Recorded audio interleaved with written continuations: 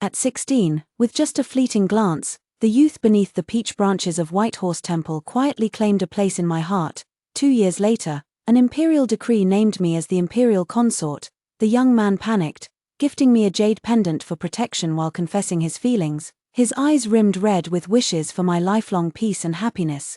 Yet on the very day I entered the palace, I fell from the emperor's favor and was banished to the cold palace.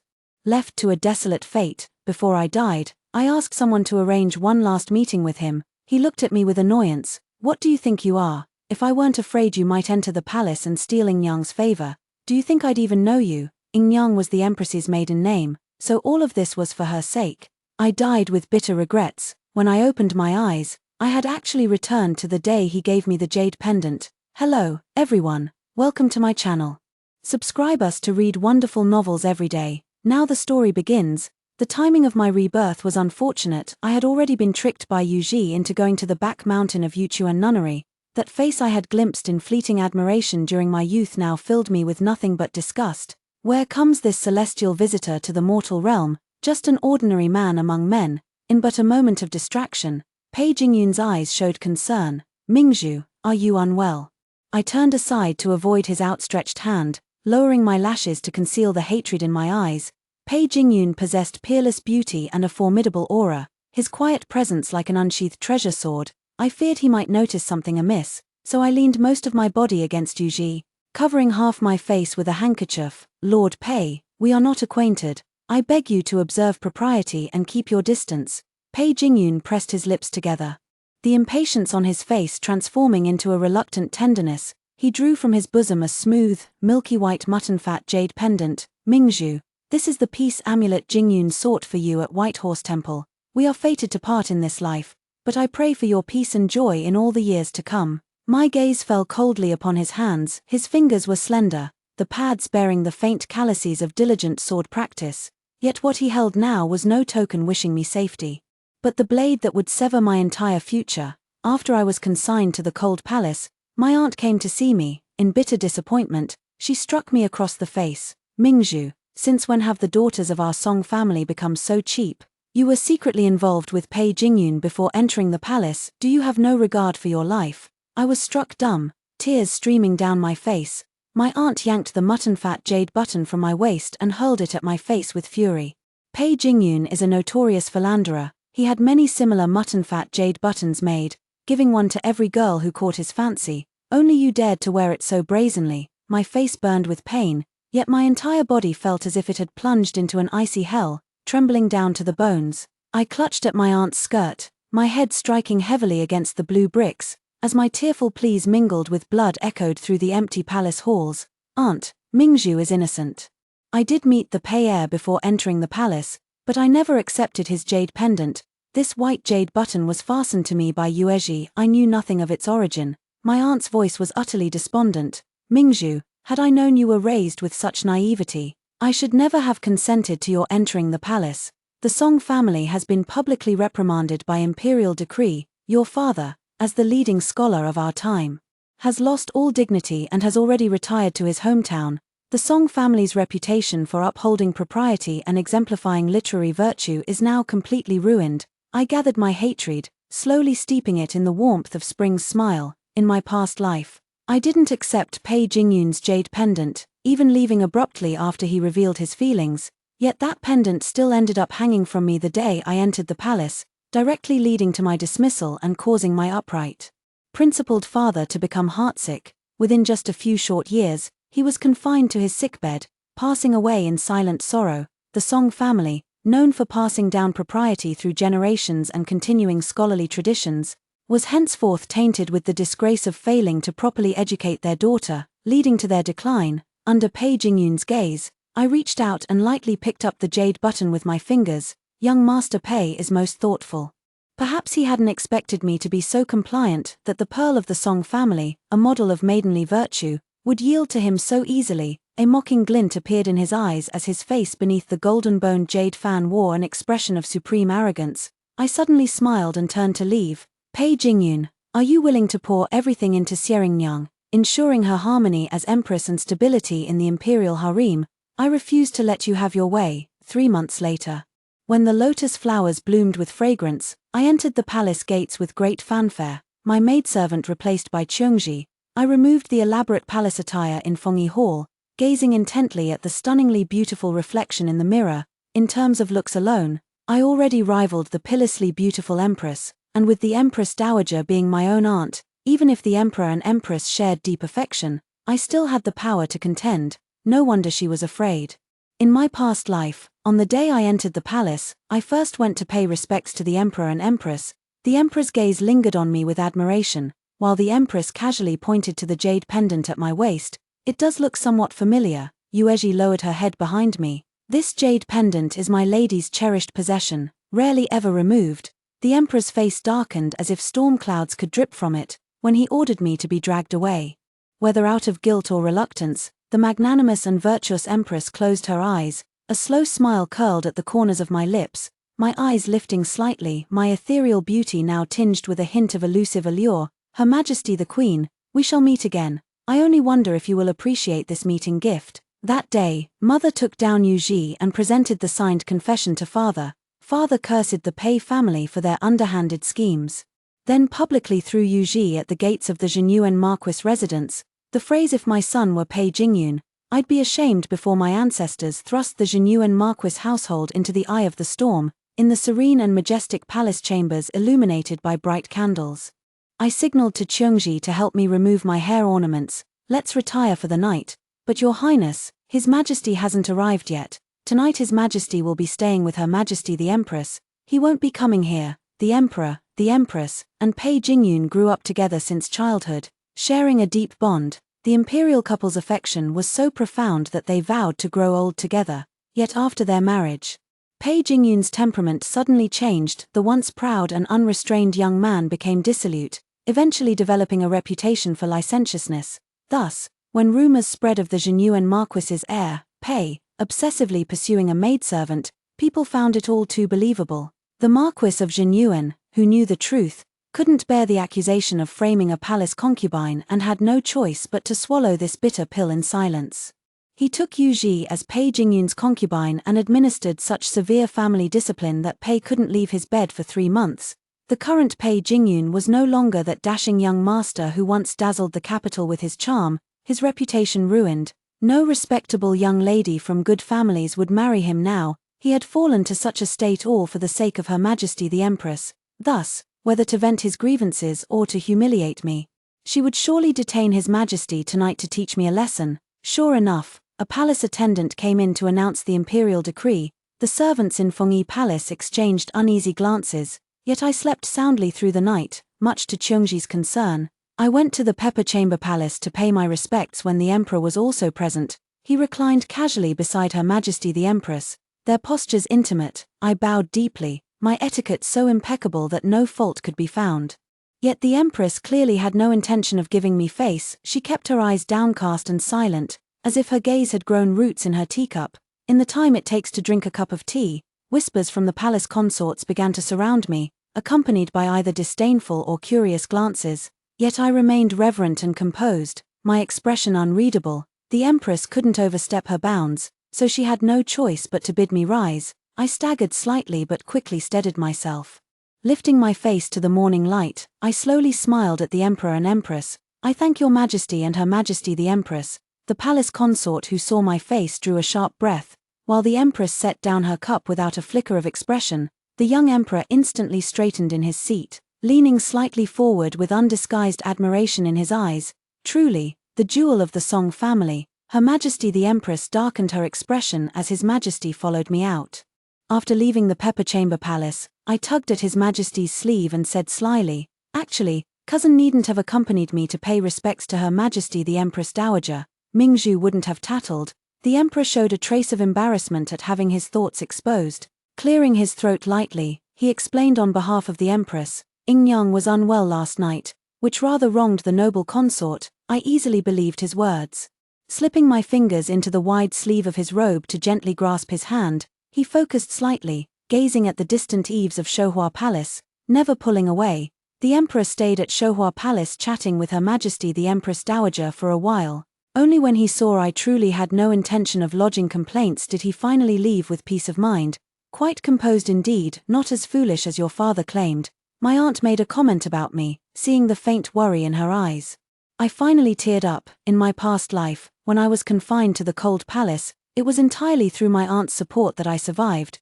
But after my maternal family fell from power, my aunt, indignant at Pei Jingyun and the Empress for framing me, sought to demand justice on my behalf. This eventually created a rift between her and the Emperor. In the end, the Empress used the pretext of praying for the late Emperor to send her to the Huangjue temple, where she passed away not long after. The aunt paused. There's no need to cry. I know you've been wronged. Among the 4 daughters of the Song family, your 3 elder sisters have all gained fame in the capital for their talents. Only you stand out for your beauty. When the Emperor sought to choose a daughter of the Song family to enter the palace, Xiaoringnyang likely thought you'd be the easiest to handle. That's why she picked you. Mingju, you are beautiful, with a naive and charming nature, in the imperial harem.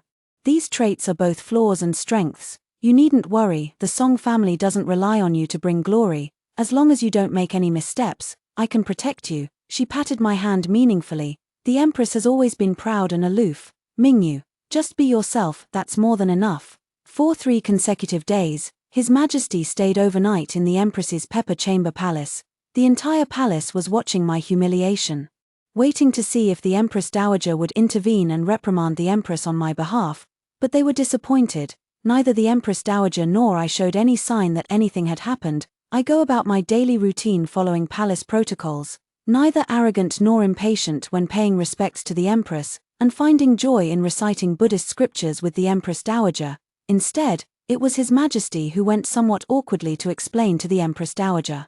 Yang has caught a chill these past few days. It was not my intention to neglect the noble consort. The Empress Dowager paid it no mind. Harmony between the Emperor and Empress is a blessing for the nation.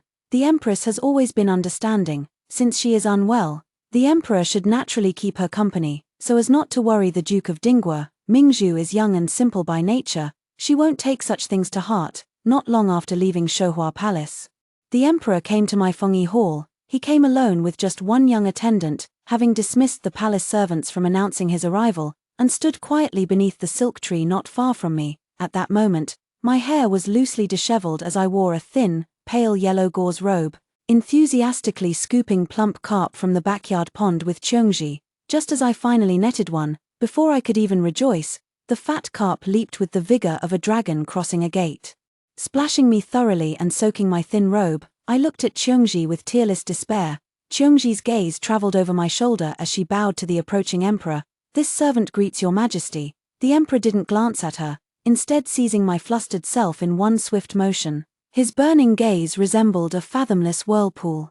Imperial consort, this Emperor has arrived too late. Once there's a first time, there will be countless more. Having tasted the sweetness, the Emperor became insatiable. Within half a year, I became the undisputed favorite in the imperial harem. Rumors said the Empress had quarreled with him several times. Though the Emperor humbled himself to coax her repeatedly, her anger remained unabated. During their most intense argument, the Emperor stormed out of the Pepper Chamber Palace in fury. While the Empress smashed priceless porcelain treasures across the floor, he arrived at Fengyi Palace with exhaustion written all over his face. I lit a soothing incense stick, coaxed him gently to drink a bowl of sweet soup, and massaged his shoulders and neck without uttering a word to disturb him. The Emperor furrowed his brows and, after a long silence, asked me, "How has the Empress become like this? She was always dignified and well-mannered, yet her temper has grown so fierce lately." I knew he wasn't seeking answers from me, just nestling softly against me. Sure enough, he let out a sigh. "Mingju, your Fengyi Palace remains the most comfortable place. Summer nights, long and scorching, and I became a lotus swaying in the storm, growing ever more radiant upon the turbulent waters." The Emperor departed in hurried steps, his dignified and gentle face tinged with a hint of guilt. I peeked out from behind him. "Cousin, your heroic bearing is especially striking today." The Emperor stumbled slightly before finally turning back with a helpless smile. "Mingju, you." After he left, I stepped barefoot onto the floor and expressionlessly pinched out the incense. In the season when winter plum blossoms rivaled snow, the Empress carried a food box to the Emperor's study. They spent the afternoon being affectionate and emerged laughing and chatting. That night, the Emperor stayed in the Empress's palace.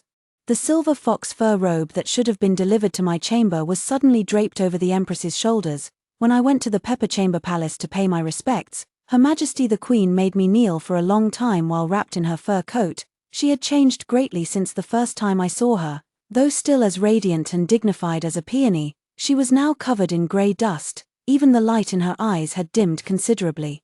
She and His Majesty had been childhood sweethearts, growing up supporting each other, and their bond was undeniably deep.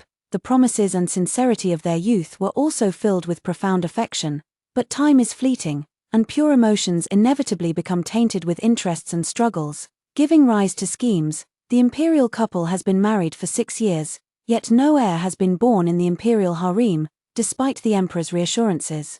The empress was still thrown into disarray by my overwhelming favor. After reconciling with the emperor, she began trying various secret remedies for conception. I once subtly asked my aunt during a game of chess, "Is it unwillingness or inability?" My aunt's single move captured half my pieces. Unlike my dejection at losing the game, her gaze remained calm yet profound. Deep affection is real, but so are vested interests. Love blinds people.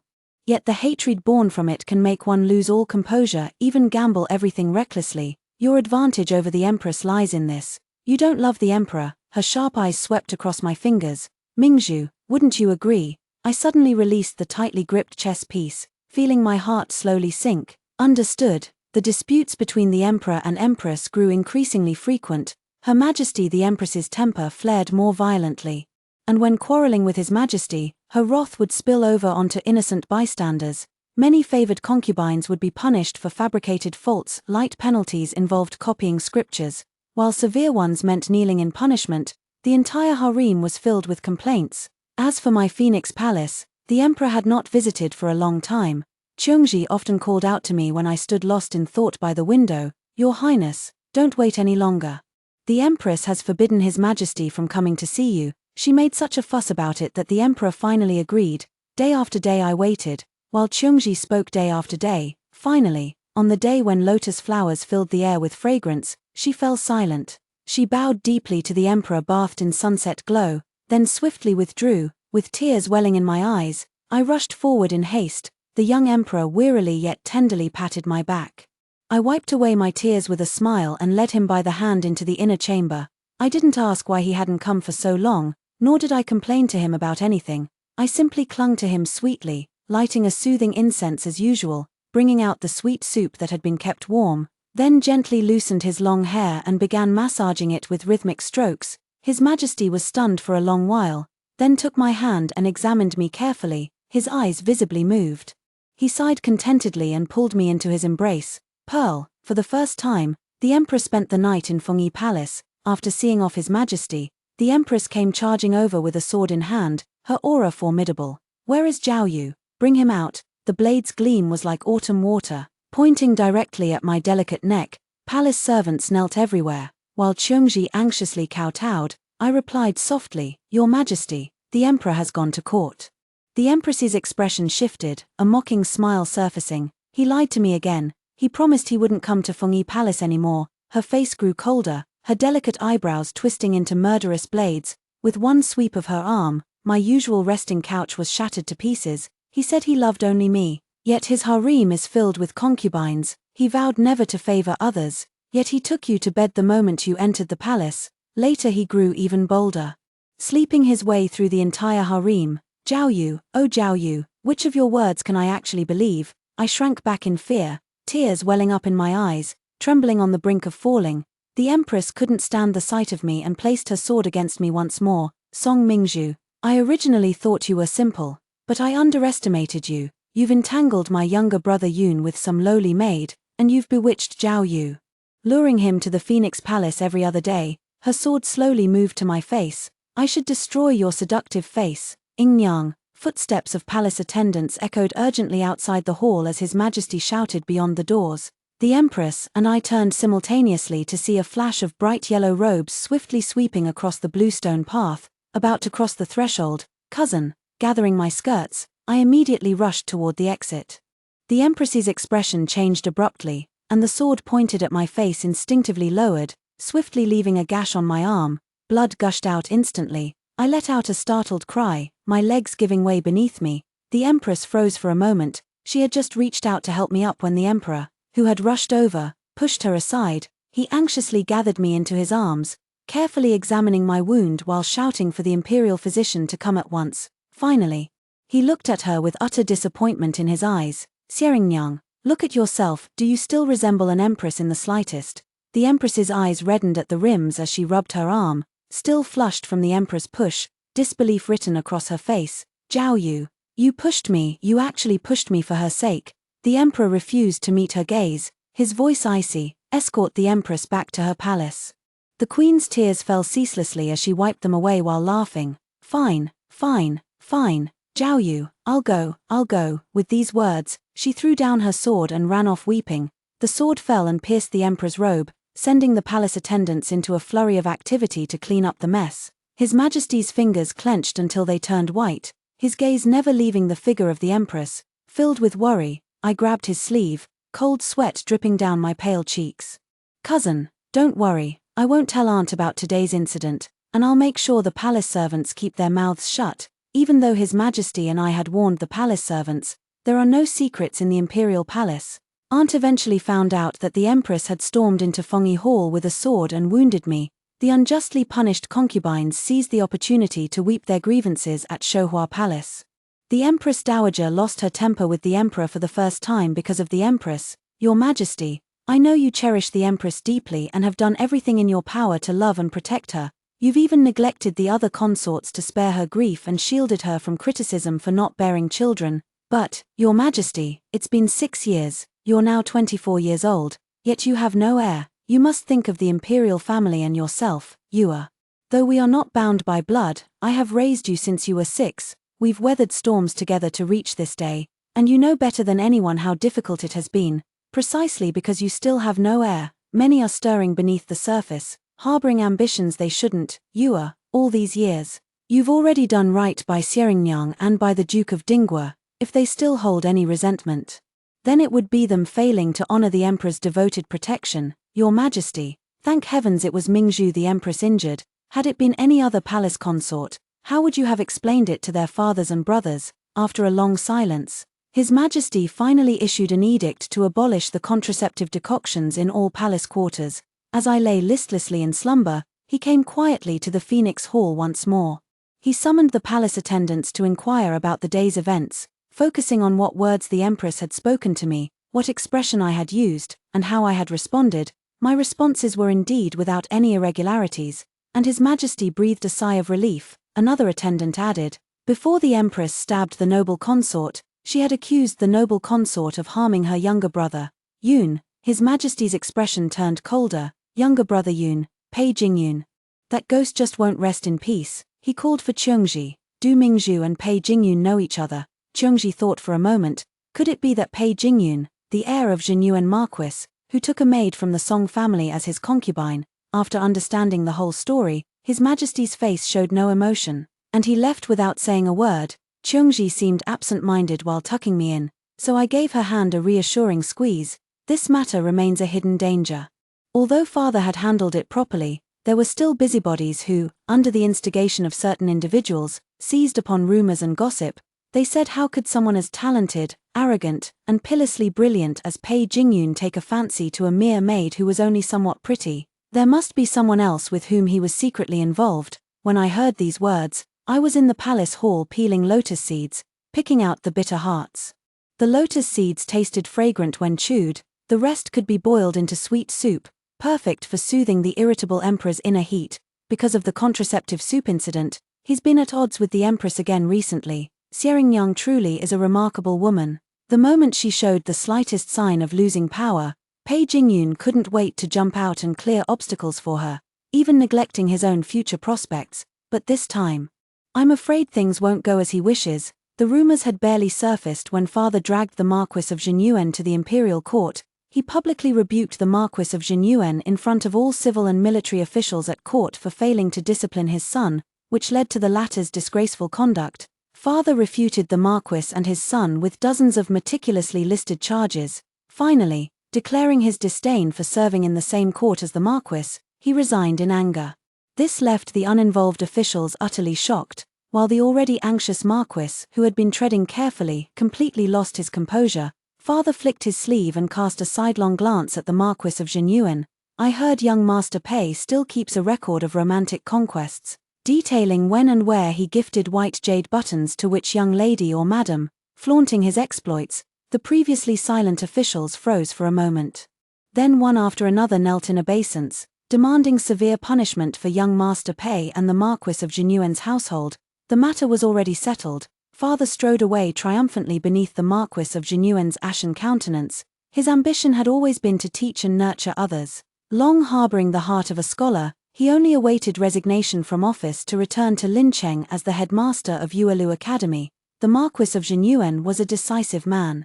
Before the emperor issued the decree to punish the Marquis's household, he petitioned to change the heir to his second son, Pei Huafeng, born to his second wife. The emperor agreed. In his childhood, Pei Jingyun often wallowed in self-pity, resenting his father for remarrying after his mother's death. It was Xieringyang who comforted and cared for him, treating him like her own younger brother. She had always been the son he chased after, yet his eyes saw only his own son. To keep his son forever radiant, he would snuff out all other lights without hesitation. How despicable! He was utterly unworthy of being cherished in someone's heart. When Pei Jingyun's news came again, it was already spring of another year. He was dead. He died in the army, killed in a senseless fight with a soldier, all because that soldier had privately told a vulgar joke that vaguely alluded to the Empress. In a fit of rage for his beloved, he stabbed the soldier. Then those who had long disliked him swarmed in and beat him to death. When the crowd dispersed, he remained forever in that spring. The Marquis of Heroine deeply regretted his actions. He had shared profound affection with his first wife, and Pei Jingyun had originally been his most beloved child. Overcome with grief, he went to the Duke of Dinggua's residence and caused a scene. Upon returning, his spirits never recovered, and he rarely ventured out again. Yet Pei Jingyun's death caused scarcely a ripple in the capital, because at that time, his son, the Empress, had no time to spare for his life or death. Since the contraceptive decoctions were discontinued in all palaces, good news from the harem came one after another. No matter how the Empress tried to obstruct or make a scene, among all the concubines, big and small, 8 were found to be with child. Upon learning this news, the Empress sat alone in the Pepper Chamber Palace throughout the night. The next day, her eyes held a coldness deeper than ever before. She didn't even glance at the Emperor who had stood with her all night before the Pepper Chamber Palace gates. Beneath her resplendent ornaments, her features appeared even more radiant, and her every movement carried an icy allure that stole one's breath away. Her sun-scorching beauty burned the eyes of palace concubines while firmly capturing the Emperor's gaze, making him rush to the Pepper Chamber Palace immediately after court sessions for over 10 consecutive days. The Empress refused to see him. Your Highness, it seems the Empress may regain His Majesty's favor. Chung Xi arranged the freshly cut flowers in a vase, her face clouded with worry. I simply smiled without speaking. Regain favor. The Empress has never actually fallen out of favor. The young Emperor remained deeply sentimental and nostalgic, having previously neglected the Empress mostly due to the unavoidable compromise concerning heirs. Alas, the Empress, too deeply entangled in love, failed to see this. She believed His Majesty had long since shifted his affections and cast aside their past vows. She no longer trusted him. I leisurely tossed fish food into the pond, attracting swarms of carp that surged forward, their pale bellies flashing as they fought for the morsels. The Empress won't just regain favor, she'll also conceive. Chung Xi gasped softly. I turned with a faint smile. Why fear? Those who are pregnant in the harem should be the ones worrying now. As I played chess with my aunt, she studied me for a long moment. You're remarkably calm while every palace is scrambling to bear the Emperor's first son. Her Majesty the Empress is already carrying the imperial heir. To think of giving birth to the firstborn prince at this time, isn't that just asking for death? Several months ago, when His Majesty once again lingered outside the Peppercorn Palace, the Empress finally opened her palace gates. The usually unyielding Empress softened her stance, wiping away tears as she reminisced with His Majesty about their past and shared old sentiments, crying so bitterly that His Majesty too was moved to endless tears. Xieringyang wasn't just Pei Jingyun's son, she was also the unfading cinnabar mark carved upon His Majesty's heart. Now she has returned in full force, casting all others in the harem into shadow. His Majesty, apart from occasionally visiting my Phoenix Palace, mostly stays with the Empress in the Pepper Chamber Palace. I feared you were too young to keep your composure, but it seems you have a good head on your shoulders. My chess skills have greatly improved. Now able to last an extra cup of tea's time against my aunt, a smile appeared on her face. Mingju seems much more relaxed this year, not as tense as in previous years when she always looked like she was carrying the weight of the world on her shoulders. It's because Pei Jingyun got his comeuppance. And Mingju is happy about it. Auntie fell silent for a moment. Pei Jingyun is nothing, the one who truly took action is still doing just fine. Mingju, you mustn't act recklessly. My jade-like fingers toyed with a chess piece, unconcerned. If she can conceive, I fear the day of her break with His Majesty won't be far off. Why should I be in such a hurry? As I spoke, my hand paused midstroke. I looked up to meet my aunt's grave gaze. The whole family says you're foolish, Mingju. I think you're far too clever. When His Majesty arrived at Phoenix Hall, I was copying texts. The copied papers were scattered all over the palace hall. The moment I saw him, my eyes lit up. And I immediately threw down my brush and paper. Cousin, save me. His Majesty chuckled and tapped my nose. What did Mingju do to anger the Empress Dowager? To be punished with copying texts like this? Naturally, I couldn't tell him the real reason, so I just pouted coquettishly. Auntie thinks I'm too young and impulsive, afraid I might disturb the delicate conditions of the palace consorts. She's confined me to copying texts in the palace. I clung to him, pleading softly, cousin. Could you intercede with Auntie for me? Since the Empress suspended daily courtesies, I only visit Shoa Palace once each day and spend the rest of my time in Fengyi Hall. There's really no need for me to copy texts anymore. The Emperor merely smiled without agreeing. My pale blue silk shawl tangled around his arm as my delicate white fingers lightly tapped against his chest. Her moist, affectionate eyes reflected only his figure. The gloom between his brows melted away.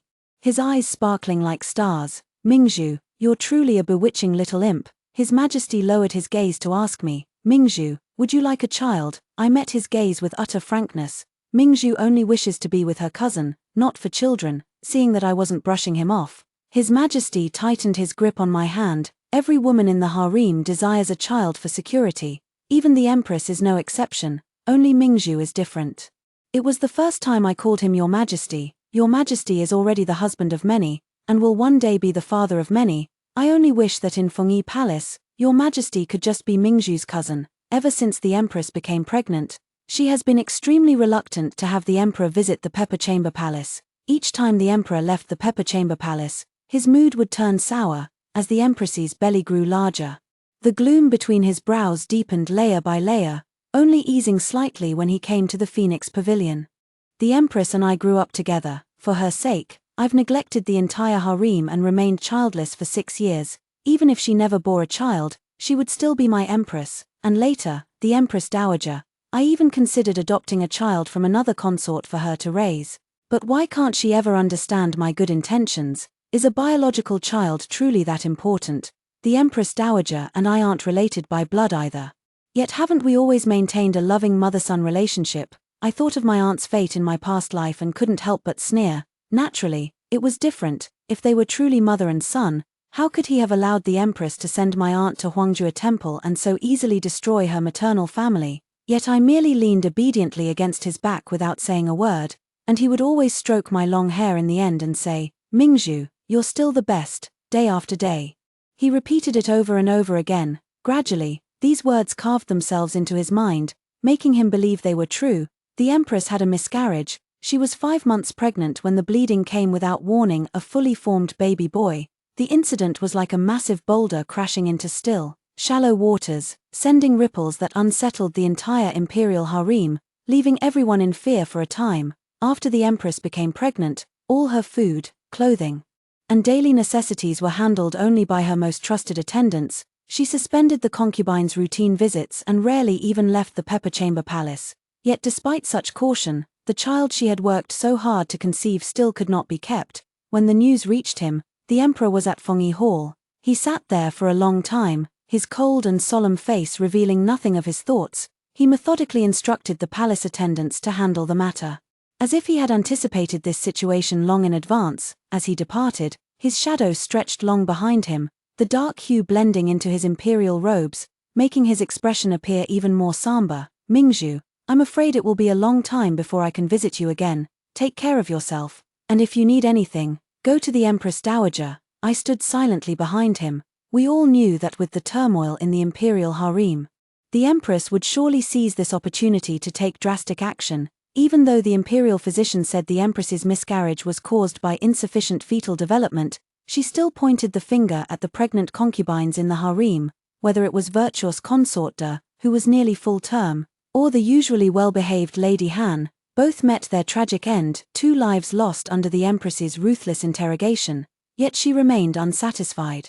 She was like the karmic flames returned from hell, eager to burn every person who displeased her to ashes, yet no one could have imagined the empress would become so utterly deranged. Imperial consort song, noble Lady Li, filled Lady Wang, and talented Lady Lin. One pregnant concubine after another was summoned to the Pepper Chamber Palace. Their mournful wails continued day and night, until finally they were all carried out horizontally. The entire harem was shrouded in overwhelming panic. Terrified consort Ju and beauty Xia were taken under the Empress Dowager's protection and moved into Shoa Palace.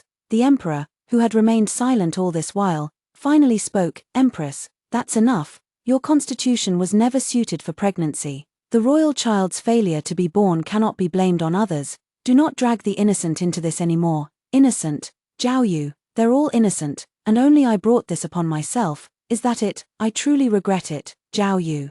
I truly regret it. Brother Yun once said that as an emperor, you could never devote yourself to one person alone, yet I actually believed you. How could I have believed you?" At that moment, the emperor's gaze was utterly cold, his calmness bordering on cruelty. "Xieringnyang, your brother Yun is already dead. He died for you." The empress collapsed to the ground in despair. The emperor stormed out of the Pepper Chamber Palace, then immediately placed the empress under house arrest.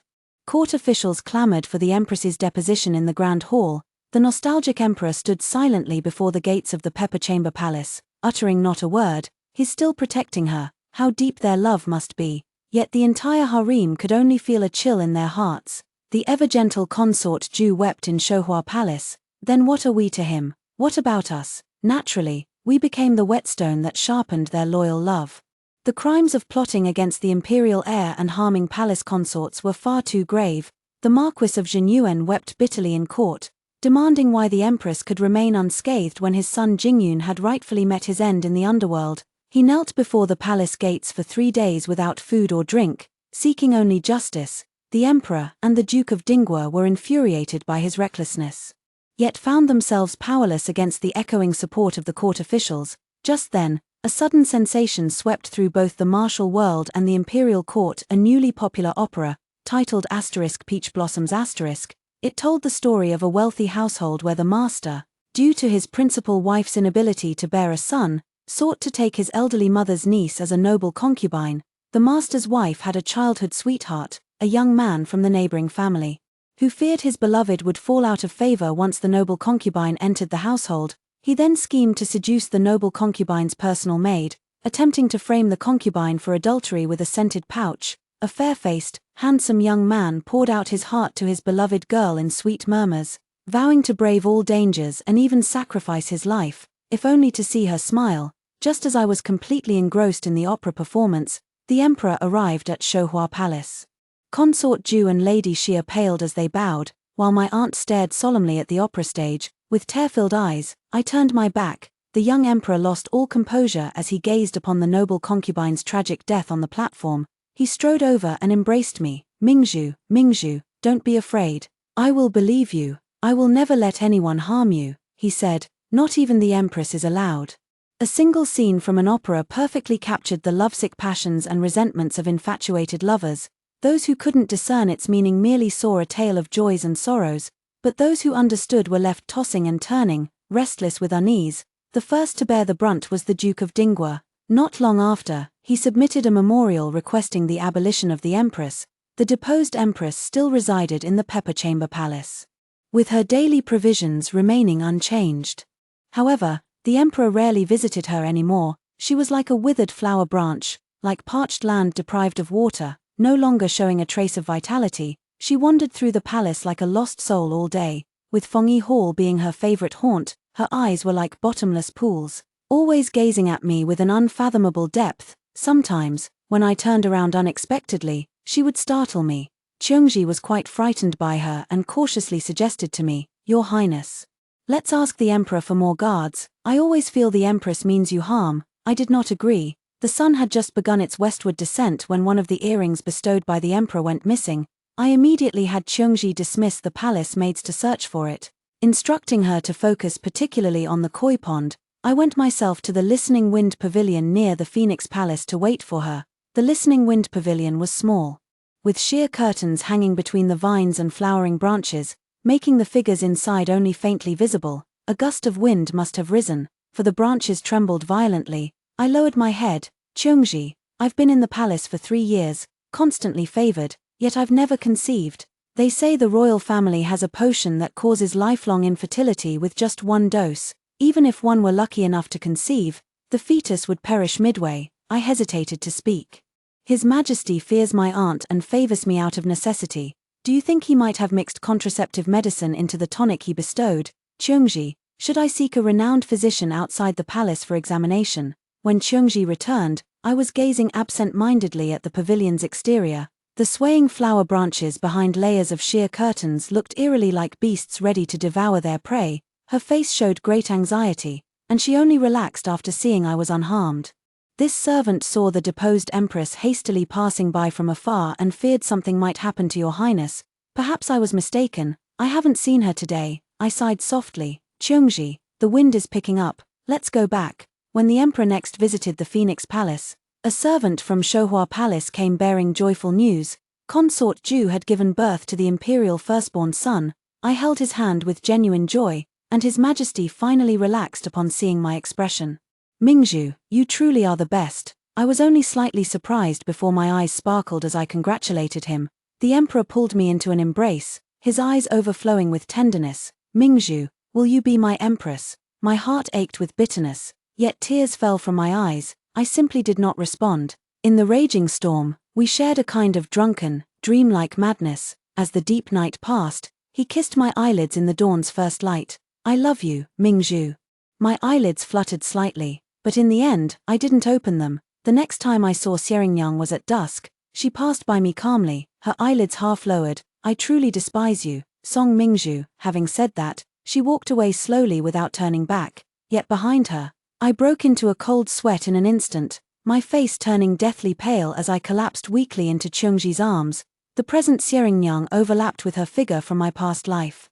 Instantly dredging up the nightmare I had buried deep in my heart, I had spoken of my dreams to both my father and mother, and to my elder sister as well. Only when it came to the cause of death did I gloss over it with a single understated phrase, merely died in the cold palace. But no, that wasn't it. My death was not so simple. In her past life, Xieringyang ultimately learned the truth about the contraceptive soup through Pei Jingyun. Though it was a joint decision made by the emperor and her aunt, she harbored bitter hatred solely for her aunt. The emperor, unwilling to sever ties with her, silently acquiesced to her decision to send her aunt to Huangjue Temple, only to be filled with remorse after her aunt's passing. As compensation, he sought to release me from the cold palace. Yet it was this very decision of his that ultimately led to my tragic death. It was also at dusk when Xieringyang arrived at the cold palace with several eunuchs, her face eerily calm. The jewel of the Song family was now mired in filth. How it hurt! That was a grief and devastation too profound to be spoken aloud.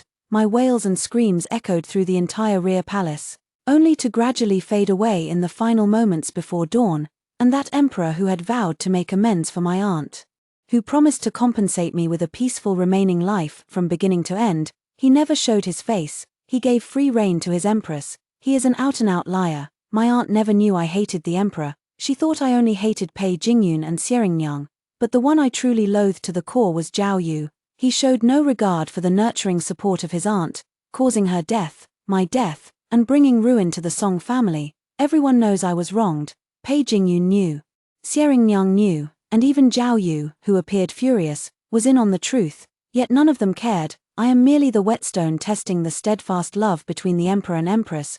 No one cares about my fate. My consciousness sank into a turbid dreamscape, unable to break free from past sufferings. I returned to the moment of my death. I had long lost all sensation, staring blankly at the faint fishbelly white hue emerging on the horizon. Cursing hoarsely at the glimpse of yellow robe by the cold palace gate, Zhao Yu, I seemed to hear his response, his voice gentle yet urgent whispering in my ear. Cousin is here, Mingju, don't be afraid, your emperor is here. No, I don't want him here, I don't want him. but no one could hear the voice in my heart. He was still beside me, shouting at Chung Xi. What exactly did the deposed empress do to Mingju? Why hasn't Mingju woken up yet? He then yelled at the palace attendants.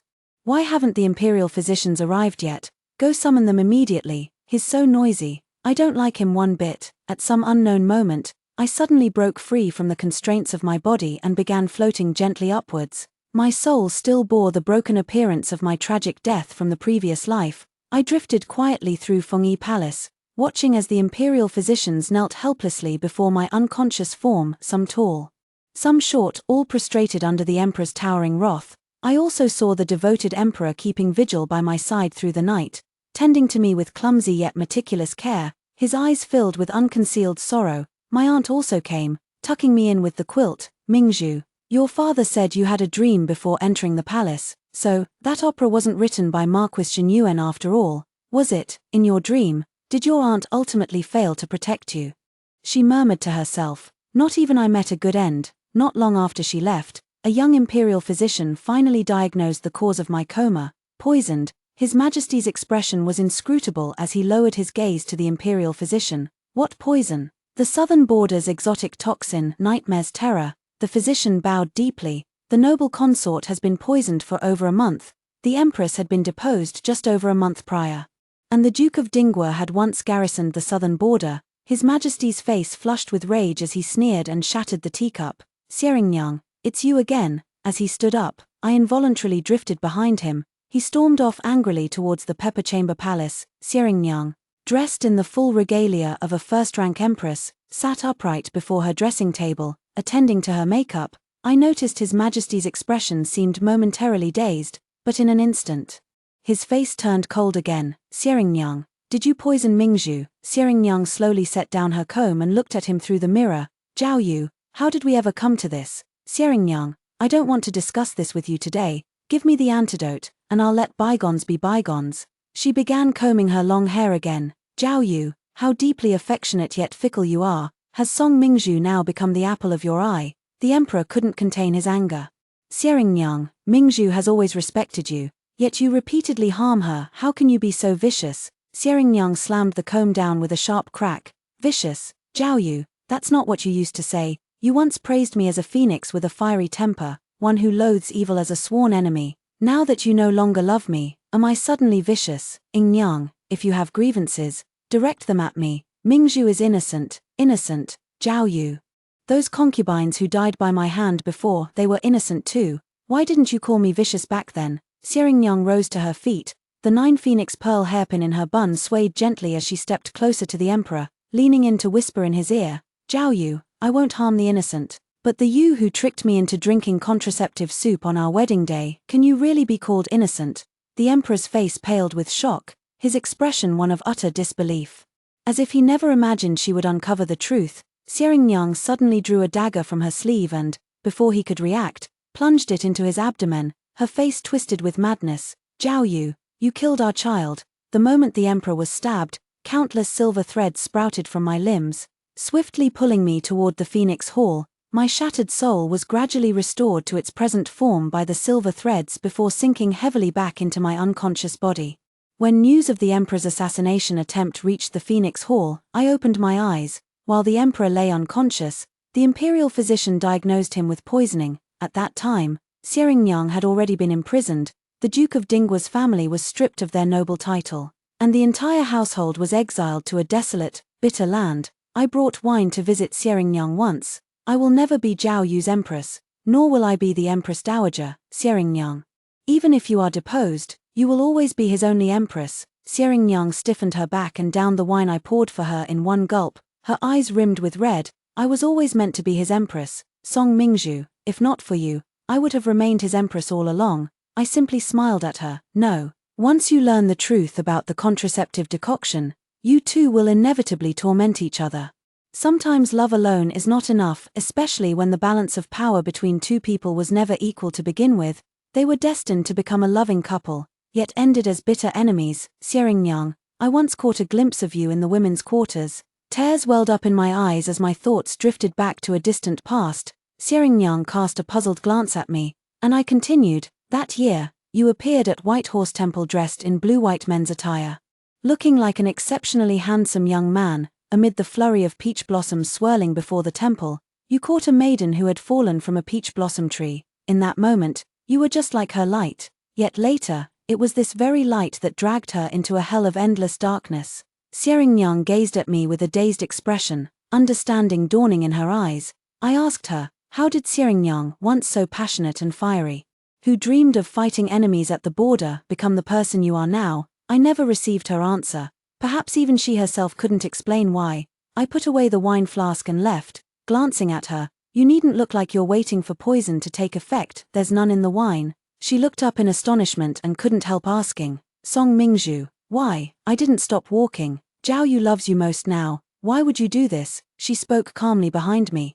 The dagger I used to stab Zhao Yu wasn't poisoned. I went to see my aunt. Before she could speak, I bowed deeply in reverence. This time, I recounted every detail of my past life to my aunt, including my death. My aunt was overcome with grief, holding me. She could only sob my name, Mingju, Mingju. Later, she asked me, can you truly bear to leave the emperor, regardless of your past life? His feelings for you in this life are genuine. I also asked her, don't you blame him? My aunt wiped away her tears and once again became that dignified, solemn empress dowager. After the incident of Xieringnyang's brutal killing of palace concubines, my aunt learned the hard lesson of completely relinquishing power. Now the harem under her control was once again an impenetrable fortress. She looked meaningfully into my eyes and said, it's good that the emperor values sentiment. I knew my aunt had her own plans, so I said no more. Moreover, His Majesty has drunk my sweet soup for 3 years, who knows how his lifespan may be affected. My aunt warned me with lingering fear. Of course it wasn't poison. That year, the history books recorded only a single line. In the 10th year of Yuanzhen, the deposed empress set fire to Shoa Palace, and the emperor coughed up blood without cease. When my elder sister came to fetch me, I wept uncontrollably. Her expression faltered. If you truly cannot bear to leave, then go back. The emperor, in his ailing state, rushed into the flames to save you. Several men nearly failed to restrain him. He called your name with such heartrending grief, each cry as if bleeding sorrow. Even I could not harden my heart to hear it. I shook my head in silence. Elder sister said, in the end, he was coughing up blood. Coughing up so much blood. I followed quietly behind her. After a long while, elder sister let out a faint sigh, her tone one of relief. Thank goodness, his mind wasn't damaged. She spat fiercely. Zhao Yu is downright sick in the head. You tell me he used to love Xieringnyang like crazy, yet didn't hesitate to slip her contraceptive brew. Out of love and guilt, he let Xieringnyang wreak havoc, not giving a damn about others' lives. And now, the moment he falls for your tender blade, he kicks Xieringnyang so hard she coughs up blood. When Xieringnyang collapsed, she Sholdenvi called you ruthless. The real monster is Zhao Yu. Enough of this cursed talk. Elder sister silently handed me a handkerchief, chattering away. Big sister is now a renowned master of landscape painting. Each of her works is worth a fortune. She's painted you a whole basketful. When we get back, we'll sell them for money. TSK. Do you know what second sister's been up to? She's nearly been scolded to death by auntie lately. They say she abandoned proper poetry and literature to study commerce, and wouldn't you know it, she's making good money. She's had someone bring back gemstones from overseas for you to pick from when we return. Of course, the most impressive one is me. Your third sister here is now a proper instructor at Yuelu Academy, officially teaching over a dozen students. Mingju, what about you? Is there anything you'd like to do? I sobbed in reply. I'm going to write operas someday. I write really, really well. The end.